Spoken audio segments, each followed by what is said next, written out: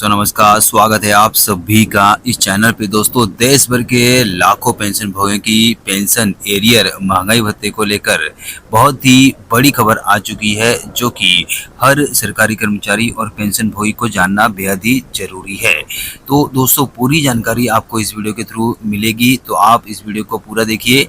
Channel पे पहली बार आए हो तो चैनल को फ्री में सब्सक्राइब जरूर कर लीजिए, वीडियो को अभी से लाइक कर दीजिए, क्योंकि आपकी लाइक ही हमारी मेहनत का फल होता है, आपकी लाइक ही हमारी मोटिवेशन होती है।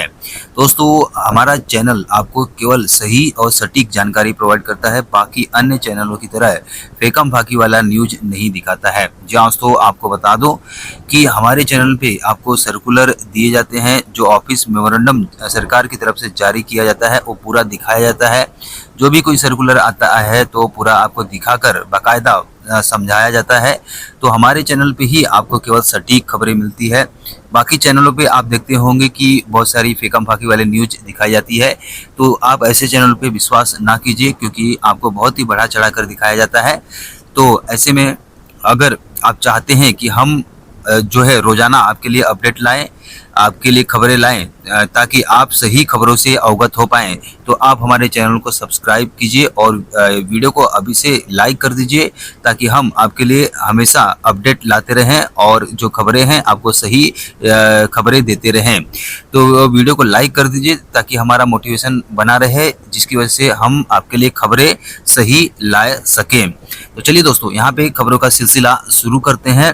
दोस्तों जैसे कि आप अपने स्क्रीन पे देख पा रहे हो कि यहाँ पे भारत सरकार के वित्त मंत्रालय व्यय विभाग की तरफ से एक महत्वपूर्ण आदेश जारी किया गया है, जहाँ तो हम जो खबर दिखाते हैं पूरा ऑफिशियल सर्कुलर के हिसाब से दिखाते हैं, कोई फेकम फाके वाले न्यूज नहीं दिखाते हैं। तो आप हमारे चैनल पे विश्वास कर सकते हैं। यहाँ पे दोस्तों जैसे कि आप देख पा रहे हो कि 12 अगस्त 2026 की डेट में यह वित्त मंत्रालय के व्यय विभाग की तरफ से जारी किया गया है। इसमें सरकारी कर्मचारियों और पेंशन भोगियों के वेतन निर्धारण यानी कि पे फिक्सेशन और पेंशन फिक्सेशन में हुए गलतियों और अधिक भुगतान के समय पर जांच करने पे जोर दिया गया है।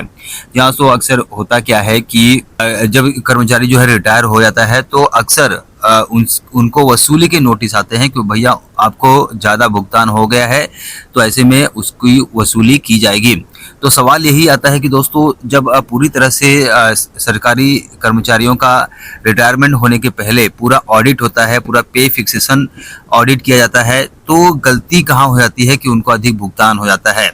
तो उसी को लेकर यह आदेश जारी किया गया है कि जब कर्मचारी को एमएससीपी या फिर एसीपी या फिर कोई भी प्रमोशन का जो है इंक्रीमेंट लगता है, जैसे कि कोई भी वेतन वृद्धि लगती है, पदोन्नति की वेतन वृद्धि लगती है, तो उस आदेश को, तो उस जो पेंशन फिक्सेशन होता है या फिर पे फिक्सेशन होता है, तो उसको तो ऑडिट किया जाता है, उसको बाकायदा पूरा देखा जाता है। फिर कहाँ गलती हो जाती है कि फिर वसूली के नोटिस आते हैं, कहाँ से किसकी गलती की वजह से अधिक भुगतान हो जाता है कि बाद में वसूली के नोटिस आते हैं।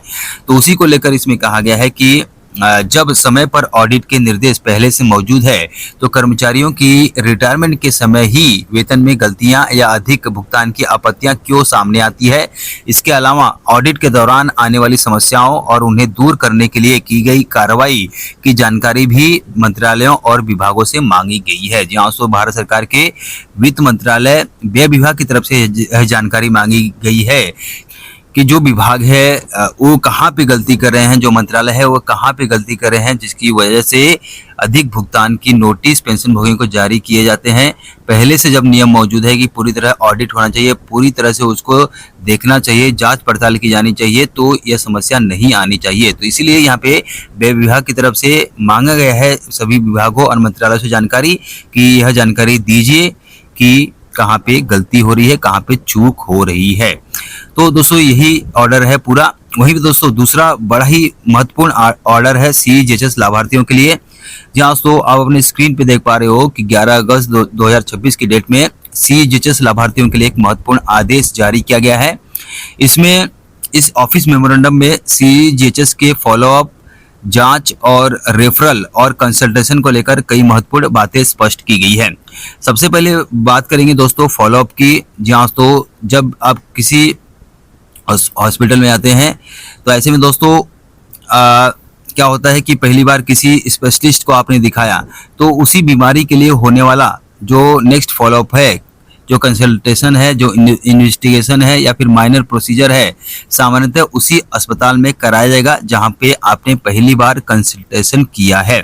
जहां तो दूसरे अस्पताल में आपको नहीं जाना होगा। फॉलोअप जो होगा वो आपको उसी अस्पताल में कराना पड़ेगा जहां पे आपने कंसल्टेशन किया है। अगर स्पेशलिस्ट ने 3000 तक की कोई जांच लिखी है तो वह जांच भी सामान्यतः उसी अस्पताल में आपको करानी होगी। लेकिन अगर आप जांच किसी दूसरे CGHS हॉस्पिटल या फिर किसी दूसरे डायग्नोसिस सेंटर में कराना चाहते हैं तो पहले CGHS वेलनेस सेंटर से रेफरल आपको लेना होगा। अब सबसे महत्वपूर्ण बात दोस्तों, अगर डॉक्टर ने CT स्कैन, MRI स्कैन या फिर PET स्कैन लिखा है या कोई ऐसी जांच जिसकी कीमत 3000 रुपये से ज़्यादा है तो इसके लिए CGHS रेफरल जरूरी होगा। इसके अलावा जो है एक कंसल्टेशन की वैलिडिटी 7 दिनों तक रहेगी, लेकिन फॉलोअप उसी स्पेशलिटी से संबंधित होना चाहिए। वहीं पे आंखों के कंसल्टेशन में रिफ्रैक्शन यानी नंबर की जांच, टेनोमेट्री यानी आंखों के दबाव की जांच और फंडस एग्जामिनेशन शामिल रहेंगे। वहीं अगर स्पेशलिस्ट ऐसी अनलिस्टेड इन्वेस्टिगेशन या प्रोसीजर लिखता है जो CGHS की सूची में शामिल नहीं है तो उसे कराने से पहले डिपार्टमेंट या फिर ऑफिस से प्रायर परमिशन लेना जरूरी होगा। तो दोस्तों पूरे नियम का आसान भाषा में आपको बता दूं कि पहली कंसल्टेशन जहां हुई वहीं पे आपको फॉलोअप लेना रहेगा। दूसरे अस्पताल में जाना है तो रेफरल आपको लेना पड़ेगा। CT, MRI, PT या 3000 से ज़्यादा की जांच के लिए आपको रेफरल जरूरी है। कंसल्टेशन 7 दिनों तक वैलिड रहेगा। वहीं पे अनलिस्टेड प्रोसीजर के लिए प्रायर परमिशन जरूरी है। उम्मीद है कि अब आपको यह पूरा समझ में आया होगा। अब दोस्तों चलिए बड़े मुद्दे की बात करते हैं। यहाँ पे भारत पेंशन भोगी समाज की तरफ से पेंशन भोगियों के लिए 13 बड़ी मांगे रखी गई है। जहां सो पेंशन भोगियों से संबंधित 13 बड़ी मांगे रखी गई है। अगर ये पूरा होता है तो पेंशन भोगियों को काफी राहत मिलने वाली है, काफी फायदा मिलने वाला है। जहां तो भारत पेंशन भोगी समाज लगभग बहुत ही पुरानी संगठन है और पेंशन भोगियों के हितों में अक्सर काम करती रहती है।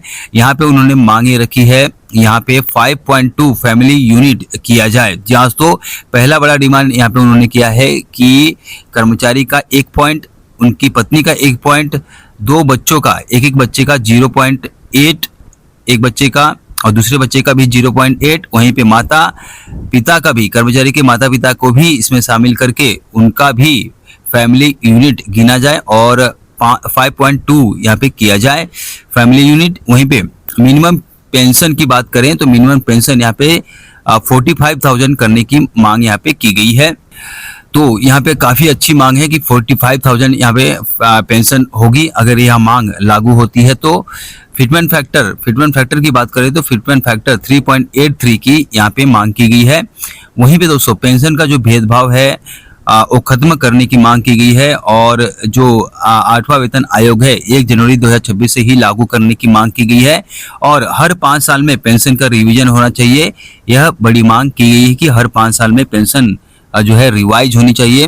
पेंशन भोगी को लंबा इंतजार नहीं कराना है। वहीं पे दोस्तों बड़ी मांग की गई है DA और DR के फॉर्मूले में बदलाव की मांग की गई है। जहां तो DA और DR के फॉर्मूले में बदलाव की मांग की गई है और हर 3 महीने पे DA और DR जो है बढ़ना चाहिए। जो बढ़ोतरी हो वो जो वास्तव में जो महंगाई बढ़ रहा है उसके हिसाब से ही बढ़ोतरी करने की यहाँ पे मांग की गई है।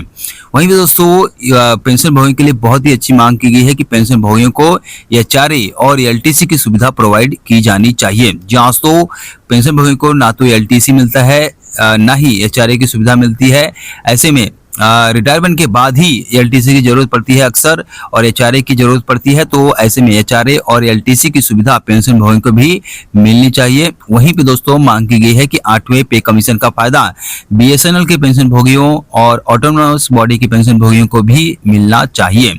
जहां सो BSNL के पेंशन भोगी और ऑटोनोमस बॉडी के पेंशन भोगी को भी 8वें पे कमीशन का फायदा मिलना चाहिए। ऐसी बड़ी मांग यहाँ पे भारत पेंशन भोगी समाज की तरफ से की गई है।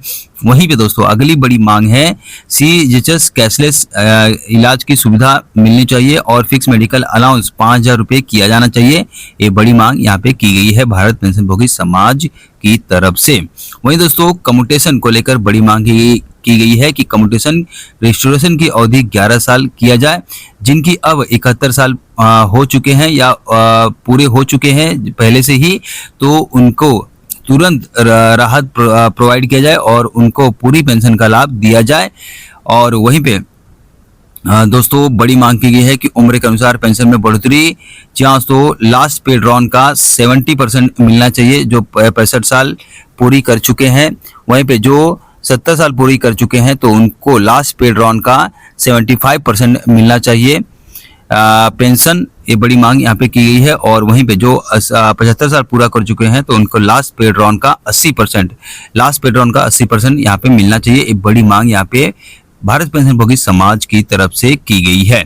इसके साथ दोस्तों बड़ी मांग की गई है कि ओपीएस की बहाली किया जाए, जहां तो जैसे कि आपको पता है कि ओपीएस में ही फायदा है, ना तो एनपीएस में फायदा है ना ही यूपीएस में फायदा है। बड़ी मांग की गई है इसकी इसलिए कि ओपीएस को फिर से बहाल किया जाए।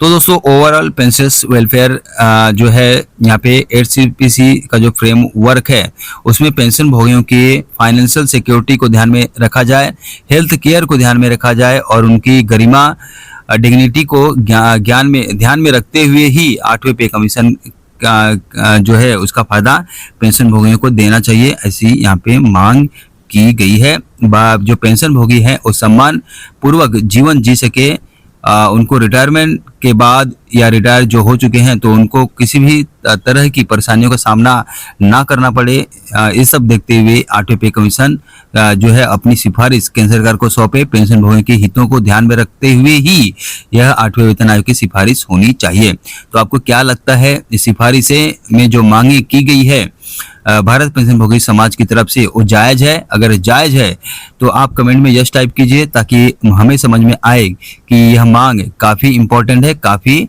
जायज है, ताकि आपको फायदा मिल सके। वहीं दोस्तों बात करें अगला मुद्दा है दोस्तों डीए कितना होगा।